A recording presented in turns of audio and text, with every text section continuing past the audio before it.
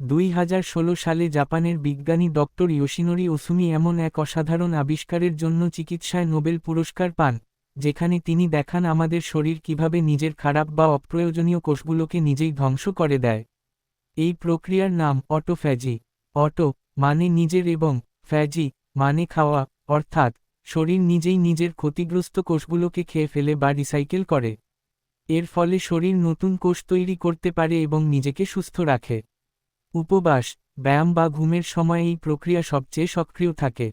এই আবিষ্কার cancer, diabetes, বার্ধক্যসহ বহু রোগ প্রতিরোধে এক নতুন আশার আলো দেখিয়েছে। অটোফ্যাজি সম্ভব হয় কারণ আমাদের দেহে কোষগুলোর ভেতরে থাকে বিশেষ এক ধরনের ছোট ছোট থলি, যাদের বলে লাইসোজোম।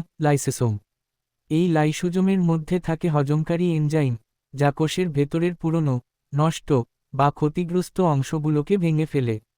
যখন শরীর দীর্ঘ সময় না খায়, যেমন উপবাস বা ফাস্টিং করে, তখন শরীর বাহ্যিক খাবার না পেয়ে নিজের কোষের ভেতরেই খুঁজে নেয় ফেলে রাখা ক্ষতিগ্রস্ত অংশ।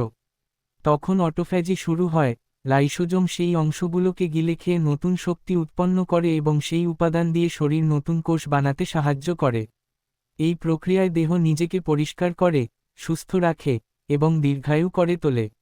নিয়মিত অটোফ্যাজি হলে ক্যান্সার, বার্ধক্য, ডায়াবেটিস ও স্নায়ুর রোগের ঝুঁকি অনেক কমে যায়। বিজ্ঞানী ইয়োশিনোরি ওসুমি এই অভ্যন্তরীণ প্রক্রিয়াটিকে প্রমাণ করে দেখান এবং এরই ফলে তিনি 2016 সালে চিকিৎসা বিজ্ঞানে নোবেল পুরস্কারে ভূষিত হন। এই চ্যানেলের সাথে নিজেকে জুড়ে রাখতে চ্যানেলটি সাবস্ক্রাইব করুন। ধন্যবাদ।